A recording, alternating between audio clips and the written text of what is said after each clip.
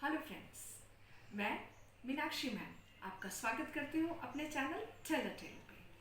Friends, मेरी आज की टेल मैं डेडिकेट कर रही हूँ मेरे उन दोस्तों के लिए जिन्होंने या तो इंग्लिश अभी तक बोलना शुरू नहीं किया है या उन्हें हिचक है, कुछ है जो उन्हें रोकता है इंग्लिश बोलने से।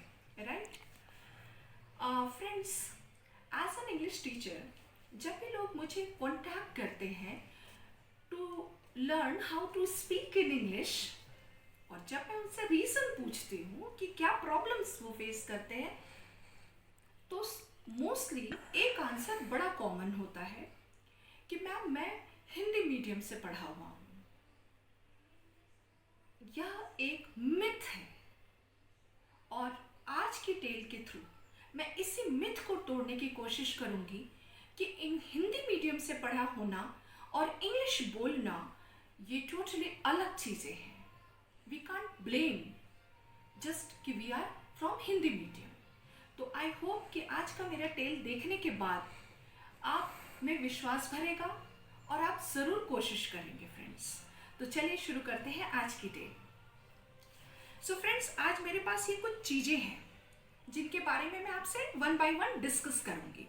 सबसे पहले मैं लेती हूँ ये, आप इसे ध्यान से देखें और बताइए मुझे ये क्या है।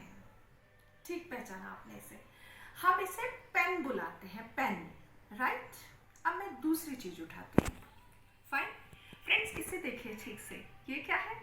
आई एम श्योर आपने पहचान लिया होगा, हम आजकल तो इसे बहुत ही ज़्यादा यूज़ कर रहे हैं ड्यूरिंग लॉकडाउन। ये एक रिमोट है, राइट, टीवी का रिमोट है। और ये बहुत ही कॉमन डिवाइस जिसके थ्रू अभी मैं आपसे मिल रही हूँ, राइट, ये है मोबाइल फ़ोन। ये फ़ोन है, बिल्कुल सही पहचाना आपने। और ये एक बहुत ही इंडिस्पेंसिबल डिवाइस है हमारी लाइफ की। इसे हम कहते हैं ब्रश, राइट, टूथब्रश, ब्रश। और देखिए ये क्या है फ्रेंड्स, आई होप आप समझ गए होंगे, ये एक कॉपी है, राइट। चलिए, आप भी सोच रहे होंगे मैं आपको ये सब चीज़ें क्यों दिखा रही हूँ। और एक चीज़ दिखाती हूँ, ये क्या है फ्रेंड्स, पहचाना आपने इसे? ये बैडमिंटन है। ये भी लॉकडाउन पीरियड में खूब यूज़ किया जा रहा है, राइट फ्रेंड्स। ये चीज़ें मैंने आपको क्यों दिखाई हैं, अब आप समझिए। सबसे पहले मैंने आपको दिखाया था पेन, राइट फ्रेंड्स। ये क्या है? ये एक पेन है। अब मैं आपको पूछती हूँ, याद कीजिए लास्ट टाइम आपने इसे एक कलम कब बुलाया था? यस, सही सुना आपने, इसको हिंदी में कहते हैं कलम। और जो आप पेन बुला रहे हैं वो PEN, पेन एक इंग्लिश का वर्ड है। और कलम, हम में से आपने शायद कब लास्ट टाइम इसे कलम बुलाया होगा, हमें याद भी नहीं। नेक्स्ट है remote, next item remote. Friends, इसे हम सब रिमोट बुलाते हैं। रिमोट एक इंग्लिश का वर्ड है और इसे हिंदी में क्या कहते हैं मुझे तो बिल्कुल भी नहीं पता, और आई एम श्योर आपको भी नहीं पता होगा। इसी तरह से ये फ़ोन है या मोबाइल फ़ोन है, राइट, तो इसको भी हम हिंदी में क्या कहते हैं हमें बिल्कुल भी आइडिया नहीं इसके बारे में।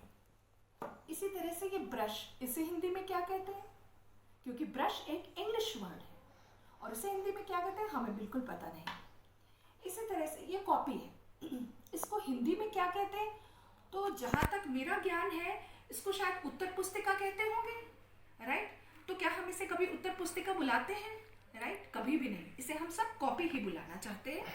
और ये लास्ट आइटम बैडमिंटन, राइट, इसे ज़्यादा से ज़्यादा आप कभी रैकेट बुलाते हैं, बैडमिंटन बुलाते हैं, या रफ लैंग्वेज में आप इसे बैट बुला सकते हैं। और इसे हिंदी में क्या कहते हैं वो आप मुझसे भी मत पूछेगा क्योंकि मुझे भी नहीं पता। Okay, so what is the moral of the story friends? So the moral of the story is कि जब अंग्रेजों की पैकिंग महात्मा गांधी ने करा दी थी, कब? 1942 में, जब उन्होंने कहा क्विट इंडिया, और उन्होंने अपने पैकेज पैक करने शुरू किए and they quit India in 1947। But उन्होंने जाने से पहले एक अच्छा काम किया और हमें इंग्लिश का एक प्यारा सा गिफ्ट देकर गए वो, राइट। तो फ्रेंड्स, मैं ये बताना चाहती हूँ कि एनवायरनमेंट तो वो तब से क्रिएट करके गए हैं, ओनली थिंग हम उस एनवायरनमेंट को कैच नहीं कर रहे हैं। ये तो कुछ एग्जाम्पल था, ऐसे बहुत सारे वर्ड्स हैं जो हम अपने डेली लाइफ में सिर्फ इंग्लिश के ही वर्ड्स यूज़ कर रहे हैं, राइट, और हमें पता भी नहीं चलता। जानते हैं क्यों फ्रेंड्स? क्योंकि जब भी आप इसे देखते हैं ना, तो आप इसे कलम के रूप में नहीं देखते, आप इसे पेन देखते हैं। जब भी आप इसे देखते हैं आप इसे रिमोट देखते हैं। जब भी आप इसे देखते हैं आप इसे कॉपी देखते हैं, आप इसे कभी उत्तर पुस्तिका नहीं देखते। इसलिए आपके ब्रेन को टाइम भी नहीं लगता, सेकंड भी नहीं लगता, और आप इंग्लिश में ही इनका नाम बोलते हैं। बटन को बटन बोलते हैं, राइट। हम उसको कभी कुछ और नहीं सोचने जाते। क्या कहना चाह रही हूँ मैं, वो नटशेल में मैं आपको बताती हूँ कि इंग्लिश बहुत कुछ हमारी सोच पे डिपेंड करता है। जो भी लोग जिन्हें भी आप सुनते हैं कि वो आज फ्लुएंटली बोलते हैं, आप सच बोलिए, क्या वो सब सोच के पहले हिंदी में फिर उसे ट्रांसलेट करके बोल रहे हैं? नहीं, ये पॉसिबल ही नहीं है फ्रेंड्स। तो सबसे पहले हमारा सबसे पहला स्टेप होना चाहिए कि हमें आदत डालनी है to think in English, right. सबसे मीनिंग दीज एग्जाम्पल्स, जैसे ये रिमोट है, हम इसको रिमोट को रिमोट की तरह ही सोच रहे हैं कि इट इज रिमोट, इसलिए हम रिमोट बोल रहे हैं और बिल्कुल कॉन्फिडेंस के साथ बोल रहे हैं। यही चीज़ मैं आप सबको बताना चाहती हूँ, राइट, कि हम धीरे धीरे एक शुरुआत करें। तो फर्स्ट स्टेप यही है कि हम सोच शुरू करें, वो सोच डेवलप करें कि हमें इंग्लिश में बोलना है और सोचना है। कुछ और टाइप्स की प्रॉब्लम भी डिस्कस कर लेती हूँ मैं आज के वीडियो में। Generally, as an English teacher, I promote English among my students because they have to write all the exams in English. तो मैं उनको यही बोलती हूँ कि क्यों हमें इंग्लिश इम्प्रूव करना है। Because English for the student, so it is like a pen. It is like a pen. You have to give all other subjects exam in English. तो अगर आपका पेन ठीक से काम नहीं कर रहा होगा तो आप क्या करेंगे? आप दूसरे से उधार लेंगे। लेकिन आपकी अगर इंग्लिश ही नहीं अच्छी होगी, आपको अगर एक्सप्रेस नहीं करने आ रहा होगा, तो आप इंग्लिश तो किसी से उधार भी नहीं ले सकते फ्रेंड्स। इसलिए बहुत ज़रूरत है कि हम अपनी इंग्लिश को टाइम रहते ही पॉलिश कर लें, जिससे हम अपने डेफिनेटली समाज में थोड़ी इज्जत कमाते हैं अपने इस लैंग्वेज। क्यों? हिंदी हमारी मातृभाषा है, हम बहुत प्राउडली उसे बोलते हैं, राइट। क्यों हमें इंग्लिश सीखना है फ्रेंड्स? क्योंकि फॉरेन लैंग्वेज है और ये डिमांड ऑफ टाइम है, right. So I was telling you कि जब मैं बच्चों में, स्टूडेंट्स में ये प्रमोट करती हूँ और उनसे उनका फीडबैक भी लेती हूँ, तो उनसे मैं पूछती हूँ कि आप किस टाइप की प्रॉब्लम्स फेस करते हैं। तो जनरली बच्चे जो मुझे प्रॉब्लम्स बताते हैं उसमें सबसे टफ प्रॉब्लम उनकी जो आती है वो ये कहते हैं कि मैम जब मैं इंग्लिश में बोलता हूँ तो ये हंसता है, मतलब उनका फ्रेंड सुनते हैं हंसते हैं। तो मैं उनको बोलती हूँ वो बिल्कुल ठीक कर रहा है, अगर वो हंस रहा है तो आपका सही फ्रेंड है। क्यों? क्योंकि अभी तक उस बच्चे ने आपको सिर्फ उसके कानों ने आपको हिंदी में ही सुना है, और ऑल ऑफ सडन अगर आप उसके सामने जाके इंग्लिश में बोलने की कोशिश करेंगे तो you will become a but of laughter, right. एक हंसी का पात्र बनेंगे आप।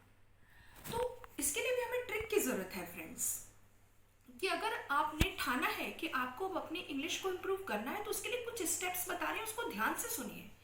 सबसे पहले तो अपने बोलचाल की लैंग्वेज में वोकैबुलरी के जो इंग्लिश के वर्ड्स हैं उनको ज़्यादा से ज़्यादा प्रैक्टिस में लाइए, और अपने फ्रेंड्स और अपने रिलेटिव्स के साथ कॉन्वर्सेशन में उसे यूज़ कीजिए।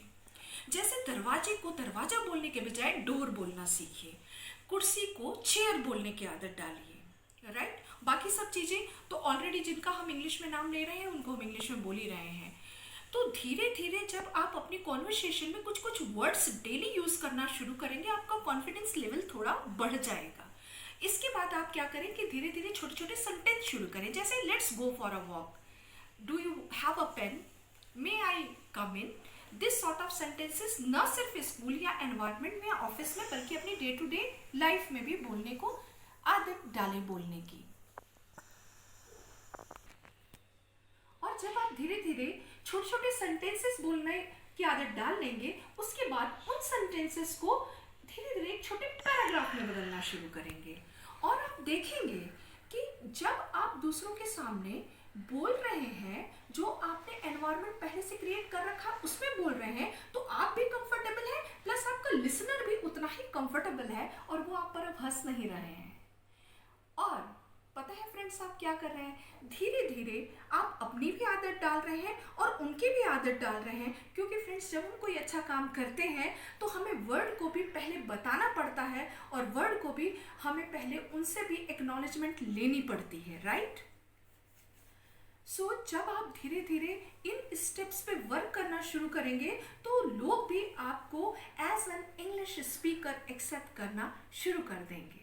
राइट फ्रेंड्स, मेरे आगे आने वाले वीडियोस में मैं कुछ और टिप्स एंड ट्रिक्स आपको सिखाती रहूंगी जो बहुत ही ग्रास रूट लेवल के होंगे, जिनका प्रैक्टिकल यूज करके आपको बहुत फायदा होगा अपनी वोकाबुलरी, अपनी लैंग्वेज और अपना फ्लुएंसी को शार्प करने के लिए। आज के लिए तो बस इतना ही फ्रेंड्स, और मैं बहुत जल्दी आपसे मिलने वाली हूँ। प्लीज़ जो टिप्स मैं दे रही हूँ उन पे वर्क करते रहिए और लाइक और सब्सक्राइब का बटन दबाते रहिए, और बहुत जल्दी ही मैं आपसे मिलने वाली हूँ फिर, और तब तक के लिए बाय बाय फ्रेंड्स।